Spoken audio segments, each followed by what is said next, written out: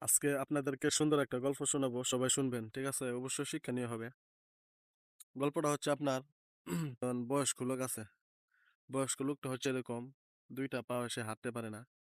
না হাঁটার কারণ হচ্ছে সে যেভাবেই হোক পাও সমস্যা হইছে হাঁটতে পারে না। দেখেন ছোট বাচ্চাদেরকে দেখতে পারে না। মুসা আলাইহিস সালামের জামানায় এক লোক আছিল অন্ধ। অন্ধ থাকার কারণে মুসা আলাইহিস সালাম আল্লাহ তাআলার কাছে প্রশ্ন করছে যে, "হে আল্লাহ, তুমি এই লোকটাকে কেন অন্ধ বানায় রাখছো?" তা আল্লাহ তাআলা বলছিল, "কেন অন্ধ বানায় রাখছি এটা আমিই জানি একমাত্র। তোমরা সেটা জানতে পারবা না।" তখন আল্লাহর কাছে মুসা আলাইহিস সালাম বলছিল যে, "আপনি তাকে ভালো বানিয়ে দেন। পরবর্তীতে আমরা দেখতে চাই সে কি করে।"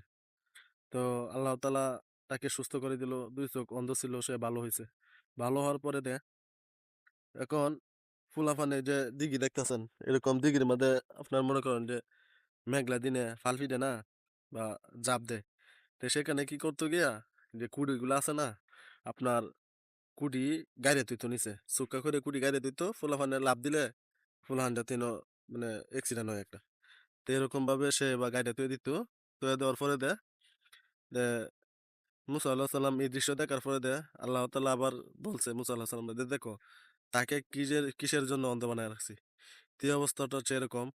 সে বয়স্ক লোক। এক হতো বয়স্ক লোক, আরেক হতো সে তার পাওয়ার সমস্যা।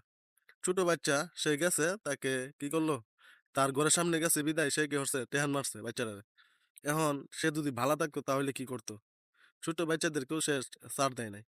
তো এই অবস্থাটা হচ্ছে আজকে এখনকার জামানায়। তো সবাই দোয়া করবেন যাতে বয়স্ক লোকদেরকে আল্লাহ তাআলা বুঝ দান করে। এটাই ছিল। সবাই ভালো থাকবেন ইনশাআল্লাহ।